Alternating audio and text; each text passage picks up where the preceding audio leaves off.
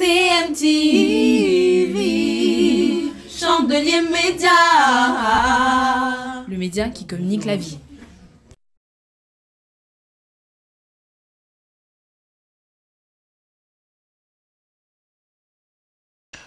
Bonjour et bienvenue sur CMTV, le média qui communique la vie. Voilà.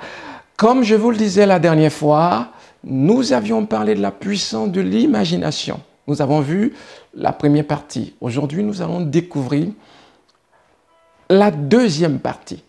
Restez connectés et nous apprendrons des choses puissantes qui transformeront notre vie. Prions et remettons ce moment à Dieu afin qu'il conduise. Père, merci. Nous voulons que ton Saint-Esprit règne sur ce moment. Bénis ta parole. Dispose notre cœur. Au nom de Jésus. Amen. Voilà. Toujours sur la puissance de votre imagination, nous allons introduire avec le livre d'Éphésiens, le chapitre 3 au verset 20. Il est dit: or, à celui qui peut faire, par la puissance qui agit en nous infiniment, au-delà de tout ce que nous demandons ou pensons, à lui soit la gloire dans l'Église et en Jésus-Christ, dans toutes les générations, au siècle des siècles. Amen.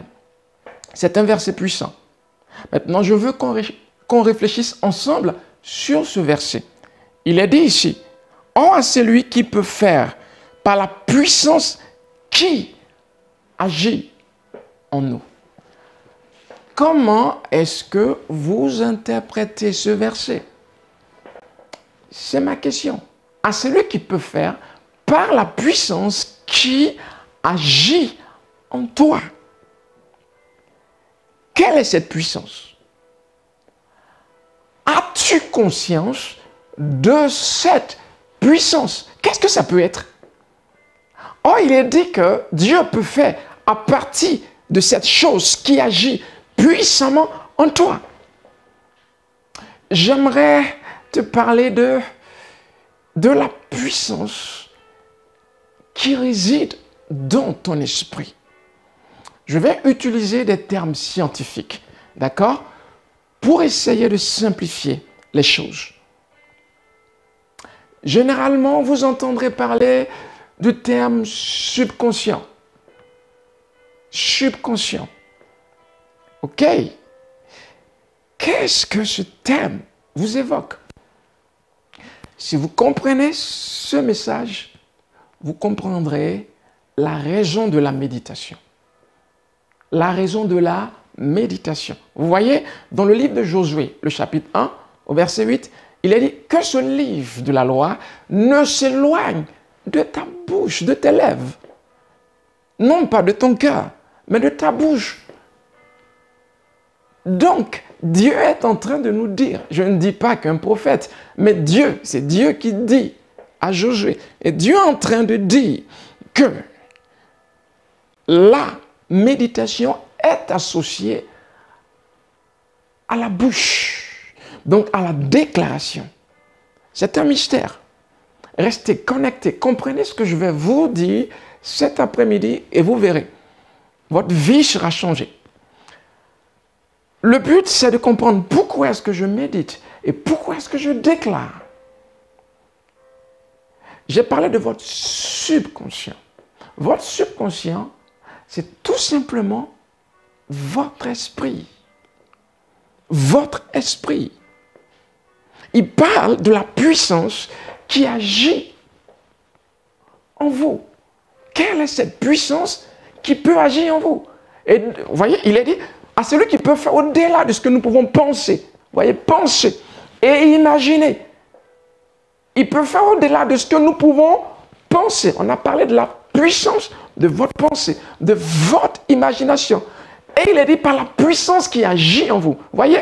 Donc, ce verset connecte votre pensée à votre esprit, votre pensée à votre subconscient. Il connecte votre imagination à votre subconscient. J'ai dit quoi? Votre subconscient est votre esprit. Comment est-ce que tout cela fonctionne? Je vais essayer de prendre le temps pour détailler cela. Écoutez, je ne viens pas vous déclarer des bénédictions. et on ne les voit jamais. La Bible dit qu'on travaille à son propre salut. Donc, vous serez prospère si seulement vous pouvez prendre le temps de comprendre et de pratiquer. Il a dit, on est heureux pourvu qu'on pratique. Donc, la clé, c'est de comprendre comment ça marche afin de pratiquer. C'est très important. Vous avez, vous, être humain, votre corps, votre âme et votre esprit. Donc, j'ai appelé votre esprit, votre subconscient. Voilà comment est-ce que Dieu nous crée. D'accord? Quand vous lirez le livre de 1 Thessaloniciens 5, vous verrez, la Bible parle du corps, de l'âme et de l'esprit. Donc, l'homme composé en 3 dimensions. 3 dimensions. Votre pensée, c'est votre personnalité. C'est ce qui vous distingue de tout. Retenez bien, votre pensée est la clé. Jacques parle du salut de votre âme. Le salut de votre âme, ce n'est pas le salut de votre esprit. Il s'agit de la régénération, ok? De votre pensée qui sera régénérée. En d'autres termes, quand vous venez à Dieu, vous venez avec certaines habitudes. L'objectif de la parole, c'est de restaurer votre pensée. Donc, arracher ces habitudes, puis planter de nouvelles graines. Donc, vous inculquez un système de pensée. Comment on pense quand on est fils ou fille du royaume de Dieu. Si ce n'est pas acquis, vous serez dans l'église et vous continuerez à vivre dans le désordre, dans la misère, sans être accompli. La clé est là. Vous voyez, il y a un effort à faire. On n'atteint pas la colline sans effort. Il y a un effort à faire. On travaille sur notre pensée. On travaille sur nos habitudes. On est toujours dans la puissance de notre imagination. D'accord? Je vais vous donner les clés. Pourquoi est-ce que votre esprit a besoin de vous, de votre âme, de votre pensée régénérée? C'est simple. Votre pensée, je l'appellerai pensée de surface. OK?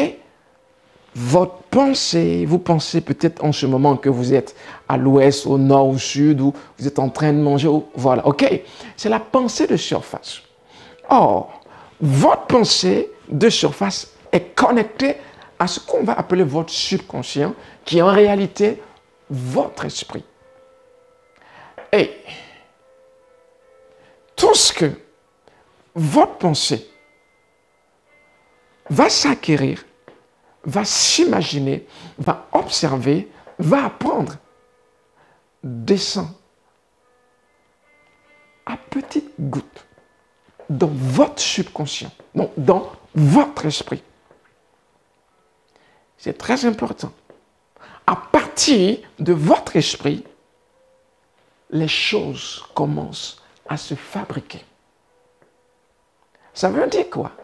Tant que une vérité n'atteint pas votre subconscient, donc votre esprit, elle n'a pas de pouvoir ni de puissance pour se transformer en quelque chose de physique. En d'autres termes, vous avez lu dans la Bible que Dieu guérit, que Dieu bénit. Ok, cette vérité doit atteindre votre cœur, votre subconscient, votre esprit, avant de commencer à se matérialiser. Voilà pourquoi est-ce que plusieurs dans l'Église n'expérimentent pas la bénédiction. Est-ce que vous me suivez? C'est pourquoi il est dit dans le livre de Psaume, le chapitre 1 au verset 3, que le juste est comme un arbre qui est planté près d'un ruisseau, qui fleurit, qui porte du fruit. Ok? Parce qu'il médite. Si vous lisez bien le contexte, la Bible dit il médite. Donc la clé est là. La clé, c'est la méditation. Pourquoi est-ce qu'on médite? On médite pour charger notre esprit, pour charger notre subconscient d'une certaine vérité, afin qu'elle puisse porter. Écoutez, quand vous rencontrez un problème difficile, une carence, une limite, ok, une limitation, un manque, qu'est-ce qui se passe? Comment est-ce que votre pensée s'oriente? On en parlait, ok? On en a parlé dans notre première vidéo. On a dit que penser d'une manière faible, penser la défaite, désactivait la puissance de Dieu. Penser l'échec conduit à des actions remplies d'hésitation, donc sans puissance, donc sans vie, sans résultat positif. Donc, il y a une façon de penser. Et l'objectif des Écritures, l'objectif de la Bible, c'est de nous communiquer cette façon de penser. En d'autres termes, je lis le livre de Psaume 121. Il a dit, je lève les yeux, d'où me viendra le secours? Le secours me vient de l'Éternel. Je me trouve dans une situation difficile, très très difficile. Une situation de crise, de chaos total. J'ai deux choix. Je peux soit penser de manière constructive, on va utiliser le terme positive, ok? Sinon, penser de manière non constructive, sinon destructive, négative. Qu'est-ce qui se passe? Quand je parle de pensée négative, je veux dire que ta pensée de surface est submergée de chute, de défaite. J'ai donné l'exemple de quelqu'un qui était dans une certaine forme de maladie, de cancer, ok, fin de vie, ou je ne sais pas comment est-ce que vous voulez l'appeler. Ça peut être une situation de crise financière, où il n'y a point d'issue. Vous voyez, les grandes compagnies qui réussissent, ce n'est pas forcément parce qu'il y a de l'argent. Des fois, elles vont toucher le fond. Mais le secret, c'est que même quand tout tourne mal autour de moi, je n'ai pas le droit de couler dans mon imagination. Je n'ai pas le droit de laisser tomber dans mon imagination. Je suis tenu de garder ma pensée haute. Mes objectifs, je les garde hautes. Bien que tout s'écoule autour de moi. C'est une force, c'est une puissance. Vous voyez, on a lu dans notre verset d'introduction la puissance qui agit en vous. Il peut faire, Dieu peut faire à partir de ce qui agit en vous. En d'autres termes, à partir de l'orientation de votre pensée, de la décharge que vous allez apporter à votre esprit, sinon à votre subconscient. Ce que je dis est très important. C'est biblique. On l'a lu ensemble. Ok? Je suis en train de vous donner l'interprétation de ce verset qui est là. Vous entendrez ça rarement. Ok? Les gens n'en parlent pas. Mon ministère, c'est de vous en parler. C'est quelque chose que j'ai reçu de Dieu. C'est pourquoi je suis si précis et si clair. Écoutez-moi. Quand je pense de manière non constructive, quand je pense que, parce que le vent souffle, je vais tomber comme Pierre, quand je vois la vague et que je pense que je vais échouer, quand sans cesse j'entretiens un certain nombre de pensées négatives ou du moins non constructives, qu'est-ce qui se passe? C'est un message que j'envoie à mon esprit. C'est un message que j'envoie à mon subconscient. Mon subconscient, mon esprit n'est pas intelligent. Si vous voulez le savoir. C'est le centre de la vie, votre esprit. Votre subconscient contient tout ce mécanisme compliqué qui fait vivre votre cerveau, votre corps. C'est à partir de là, c'est l'unité centrale. C'est ce qui fait vivre votre corps. Donc, la décharge que vous allez donner, si elle est négative, votre subconscient vous le redonne. C'est le centre du mécanisme de l'instinct. Quand on parle de l'instinct, tout vient de là. Ce qu'on a communiqué à notre esprit nous est rendu d'une manière ou d'une autre. Si vous saisissez ce dont je parle ce soir, vous avez saisi une grande vérité qui est capable de fabriquer votre miracle à partir de rien du tout. Vous voyez, du néant, Dieu a créé. Abraham, il est dit dans le livre de Romains 4, Dieu a été qualifié de celui qui appelle les choses qui n'existent pas comme si elles sont. Vous voyez, l'être humain a cette capacité de renverser les situations compliquées, de créer des miracles. Mais tout vient de votre subconscient, de votre esprit. Pourquoi est-ce qu'on vous parle de faire un business plan dans vos affaires? Pourquoi on vous parle d'écrire votre vision, de le lire chaque jour, d'y croire? C'est parce que c'est un message que vous communiquez à votre esprit, à votre subconscient. Et lui, il a la faculté d'attirer, de fabriquer. En fait, on ne va pas chercher notre miracle. Le miracle vient à nous. Pourquoi? Parce que notre subconscient est rassasié. On va introduire plus tard une loi, on va l'appeler la loi de l'attraction. Okay? La capacité qu'on a d'attirer les choses, tout est à l'intérieur. Seulement, la clé, c'est la disposition de ma pensée. Comment est-ce que je nourris mon esprit? Avec quoi est-ce que je nourris ma pensée? Est-ce que vous me suivez? Ce que je dis est très important. Avec quoi est-ce que tu nourris ta pensée? C'est ton imagination. Il a dit, ne vous inquiétez de rien. Ça veut dire, je choisis un certain type de pensée qu'on va appeler inquiétude. Au lieu de l'inquiétude, ce que Dieu me conseille là, c'est d'imaginer que tout va bien. Vous voyez? Et rares sont ceux qui utilisent leur pensée dans ce sens. Ce n'est pas que la parole de Dieu ne marche pas. C'est que nous ne savons pas l'utiliser. Voici là où le problème se trouve. Est-ce que quelqu'un me suit? Votre imagination est la clé. Écoutez. Vous n'avez plus rien dans votre poche. Vous n'avez plus rien financièrement.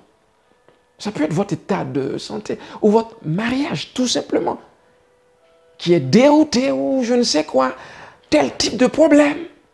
Vous avez le choix. Soit vous choisissez que Dieu est votre aide. Vous voyez, quand je choisis de penser que Dieu est mon aide, quand je cite la parole Dieu est mon aide, ce n'est pas une simple déclaration. Il faut que je commence à imaginer l'aide qui vient de Dieu. Est-ce que quelqu'un me suit? Parce que vous déclarez que Dieu est votre aide, mais votre pensée est chaos, down. Votre pensée pense le contraire, la chute. Comment est-ce que ça peut marcher? Le but de la déclaration, c'est de donner un coup de charge électrique à votre esprit. Ce que vous descendez à l'intérieur vous sera rendu d'une certaine forme. J'en viens. Je viens tout à l'heure à cette clé, à cette vérité. Quand je déclare dans ma méditation, parce qu'on a lu dans le livre de Josué 1 au chapitre 8 que ce livre, la loi, ne s'éloigne de ta bouche, médite. Ok? Donc méditer est associé à la déclaration. Pourquoi? Il faut que la charge entre dans mon esprit. Et donc ma bouche est importante. Je vois, mon cœur se charge et ma bouche le déclare. N'oubliez pas. Est-ce que vous me suivez? Ce que je dis est important. Je le répète. Dans les temps difficiles, face aux circonstances difficiles, ne pensez pas la défaite. Ne pensez pas la pénurie. Peut-être qu'il peut vous manquer à manger. Ok, j'ai peut-être 5 euros. Pour ceux qui me suivent, est-ce que je peux me nourrir avec 5 euros en une semaine, en 2 semaines? Non. J'ai peut-être que 5 euros.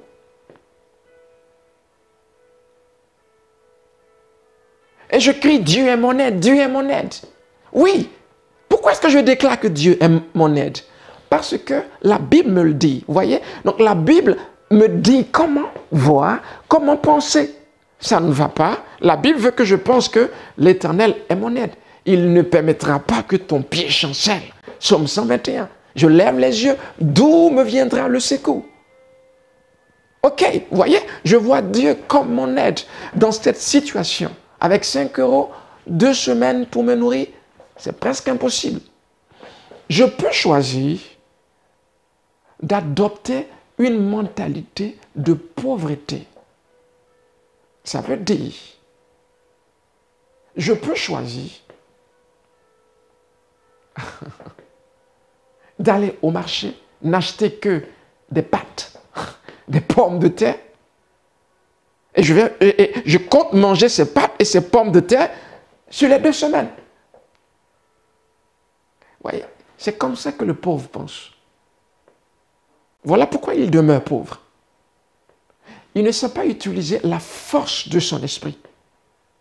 Il ne sait pas utiliser la parole. Il a dit, à chaque jour suffit sa peine. Le lendemain même se pourvoira, en d'autres termes. Je peux décider de me comporter comme un pauvre, comme je peux décider de marcher tête haute. Avec les 5 euros, je vais faire les courses. Une course normale. Un peu de viande, un peu de poisson, un peu de tout, comme si j'étais millionnaire. Ok. Je fais mes courses, 3 euros, il me reste 2 euros. D'accord? Ça, c'est pour l'offrande le dimanche à l'église. D'accord? Amen. Je mange. 1 jour, 2 jours, 3 jours. Je n'ai plus rien. Vous voyez? J'ai réveillé l'esprit, la force qui est en moi. J'ai appelé Dieu au secours. Parce que je me suis comporté comme quelqu'un qui est aidé de Dieu. Pas comme un pauvre. Pas comme quelqu'un qui n'a pas de soutien. J'ai fait les courses comme il le fallait. Je vais manger comme il le faut. Au lieu de me priver du petit-déj ou du repas de midi et n'attendre que le soir pour manger parce que je n'en ai pas assez. Non, j'ai faim, je mange. Pourquoi? Dieu se pourvoira quand ça finira. Est-ce que vous comprenez? Mon attitude s'adapte à la parole. Au lieu que je pense pénurie, j'ai adapté ma pensée et mon comportement. Je vous assure, avant la fin, Dieu se pourvoira. Parce que vous êtes appuyé sur sa parole pour agir comme si vous aviez quelque chose dans la poche. On n'a pas cette mentalité. Voilà pourquoi, quand on manque, la première des choses, c'est qui va me prêter? À qui emprunter? Vous comprenez? Et on commence à... Non, le frère Norbert, non, il est pauvre. Le frère Eric, oh, il travaille un peu. Lui, il est sans papier, il ne peut pas m'aider. Juste, non. Vous désactivez la puissance parce que vous commencez à compter sur les hommes. Non, la première des choses n'est pas qui m'aidera. C'est Dieu qui peut t'aider. Si tu as juste à penser et que tu déclares les bonnes paroles, Dieu va toucher ses cœurs pour que ces cœurs te viennent en aide. En temps normal, ce n'est pas à toi de démarcher vers ces personnes pour te venir en aide. Mais de compter sur Dieu, de t'appuyer sur sa parole. Et lui touche les cœurs. Il aura un rêve, et dans son rêve, Dieu lui dira, aide mon fils. Comme Corneille. La Bible dit, à cause de la justice de cet homme, Dieu a mobilisé Pierre. C'est ça la puissance de Dieu. Vous voyez, par la puissance qui agit en nous, Dieu fait au-delà de notre pensée et de notre imagination. Vous voyez, donc il y a pensée et il y a puissance qui agit en nous. C'est connecté. Comment est-ce que je pense? Je ne sais pas si vous m'avez compris, mais je reviendrai sur ces choses. Comment est-ce que vous pensez? Comment est-ce que vous pensez? Cela déterminera l'issue de cette situation. Mon subconscient apprend par ma pensée de surface. Ça veut dire ce que je touche, ce que j'entends, ce que je lis. Ce sont les charges que j'apporte. Et en retour, étant rassasié, il me le renvoie. En d'autres termes, la bonne personne que tu dois rencontrer pour décoller dans ta vie, tu le fabriques. On ne rencontre personne par hasard, écoutez-moi. Non. Il n'y a pas de hasard. On fabrique les circonstances. On fabrique nos circonstances en pensant comme la parole le veut, en pensant en harmonie avec les Écritures. Parce que quand, dans une situation, vous pensez que Dieu peut, quand vous parlez comme si vous aviez ce que vous n'avez pas en ce moment, vous le déclarez, vous le pensez, vous méditez là-dessus. Ça peut prendre 1 mois. Ça dépend de ce que vous voulez. Quand vous le faites, c'est une force que vous activez. Il y a une force derrière la parole. Ce sont les anges qui se mobilisent. Pourquoi? Votre appui, c'est sa parole. C'est sur sa parole. À cause du fait que la parole dit qu'il pourvoira à tous nos besoins, je refuse de penser la pénurie. La parole se prouve. Elle agit dans ma situation. Voyez? Il faut rééduquer votre système. Il faut rééduquer votre façon de voir, de penser. Et vous verrez que dans tout ce que vous serez en train de traverser, vous aurez que des victoires. À supposer que vous ouvrez un magasin juste dans le coin de la rue, et puis ça commence à marcher, ça prospère. 1 an plus tard, quelqu'un vient en concurrence, il ouvre aussi à 100 mètres, parce qu'il s'est inspiré de votre commerce qui marche, il ouvre pareil. Écoutez, vous avez le choix de penser que, comme vous avez un concurrent, vous allez chuter. Comme vous pouvez croire qu'il y a de la place pour tout le monde. Et que peu importe, les gens comme vous ne chutent pas, mais ne font que progresser comme les justes. C'est ce qui est écrit. Il a dit, les pas du juste vont de gloire en gloire. Donc, en aucun cas, cette situation doit me faire penser que je vais chuter. Non. Je suis né du Très-Haut. Les gens comme moi n'échouent pas. Voilà comment est-ce que vous devez penser. Et je vous assure, chaque façon de penser constructive, donc positive, vous donnera de l'imagination. Vos décisions seront fermes, fortes. Et donc, vous porterez du fruit. Amen. Voilà comment ça marche. Ce qu'on a à l'intérieur conduit à des actions fermes et puissantes. Ce qu'on a à l'intérieur attire, attracte vers nous des grâces inimaginables. La Bible dit, il peut faire au-delà de ce que nous pouvons penser ou imaginer. Je vous le rappelle toujours. Dieu veut agir dans cette situation que tu traverses en ce moment. Mais si tu continues à penser de manière aussi négative, non constructive, tu désactives sa puissance. Parce que Dieu n'agit que sur sa parole. Est-ce que quelqu'un me suit? Est-ce que quelqu'un me comprend? J'ai dit que Dieu n'agissait que sur sa parole. Qu'est-ce qu'il faut faire? Réajuster vos pensées. Au lieu de penser que cette situation va vous tuer, commencez à penser que vous sortez de cette situation. Voyez-vous en train de sortir de cette situation. Voyez-vous, visualisez. Oui, voir, c'est visualiser. Voilà pourquoi plusieurs sont chrétiens et ils sont dépressifs. Parce qu'ils acceptent toute forme de pensée négative leur venant. la situation ne doit pas t'inspirer le négatif. Ouais, on est tout le temps en train de penser. N'est-ce pas? On choisit donc nos pensées. On choisit de rejeter certaines pensées. On choisit de garder celles qui vont dans le sens de la victoire et non pas de la défaite. Voilà comment est-ce qu'on gagne nos batailles de foi. Est-ce que vous êtes d'accord? C'est un choix. C'est un choix.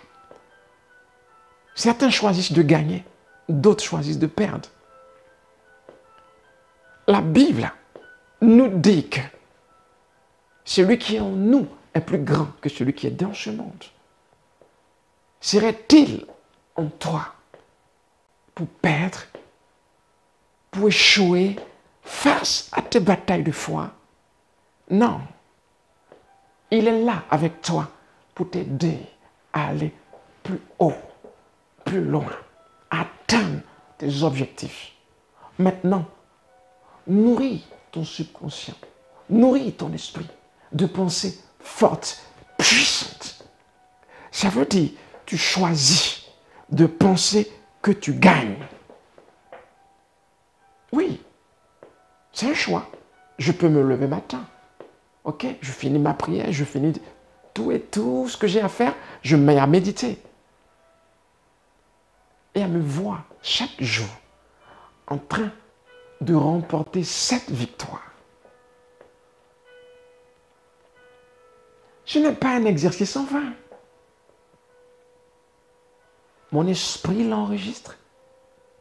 Et comme on le disait, ce que je crains, je le fabrique. Ce que je redoute m'atteint. Donc, si je pense dans le sens contraire, si je pense plutôt de manière constructive, je vais attirer ce que je vois et que je déclare. Est-ce que quelqu'un m'entend? Par cette vérité, tu peux te lever avec rien du tout, commencer à imaginer ton entreprise et la fabriquer, la créer dans ton imagination, puis aller la chercher. On ne court pas premièrement vers les choses. C'est d'abord dans l'esprit qu'on les possède. Crois que tu as et tu le verras s'accomplir. Ok? Marc 11, 24. Crois que tu as, crois que tu possèdes, crois que la chose existe. Imagine qu'elle est là. Puis va la chercher. Est-ce que quelqu'un me comprend? Je vous parle la Bible. Je vous parle ce qui est écrit. Je vais vous sortir de l'ignorance, vous sortir de ces ténèbres. Vous ne comprenez pas pourquoi est-ce que la Bible nous a donné le fruit de l'esprit, Galates 5, 22, la paix, la joie, là, je ne sais quoi. Ce n'est pas par plaisir. Ce n'est pas pour une raison de religion. C'est parce que ça construit une atmosphère pure. Vous voyez, le thème hébreu pour lumière, c'est aura. Et certains parlent de aura, mon aura. Est-ce que ça vous évoque quelque chose? Nous, dans le monde chrétien, on dira mon onction. Tu es un, peu importe que tu sois pasteur ou pas. Il y a une présence autour de toi. Et tu as le choix de la pourrir comme de la construire, de l'amplifier. Vous me comprenez? Quelqu'un qui ne pense que la haine de l'autre, la méchanceté, que la chute de l'autre. Qu'est-ce qu'il fait? Ce sont des messages qu'il apporte à l'intérieur de son esprit. Et cela lui est renvoyé. La main du Seigneur agit. Amen. La main du Seigneur intervient. Est-ce que vous me suivez? Ce que je vous dis est très important. Gardez cela. Je vous le disais, nous ne pouvons pas finir en 1 ou 2 séances. Donc, rendez-vous une prochaine fois. Jusque-là, restez connectés à CMTV, le média qui communique la vie. Je vais prier pour vous. Père, merci d'illuminer les yeux de leur cœur afin qu'ils comprennent ces vérités. Relève le cœur abattu au nom de Jésus. Amen. À très bientôt pour la troisième partie sur CMTV. Demeurez bénis. Au revoir. CMTV, Chandelier Média. Le média qui communique la vie.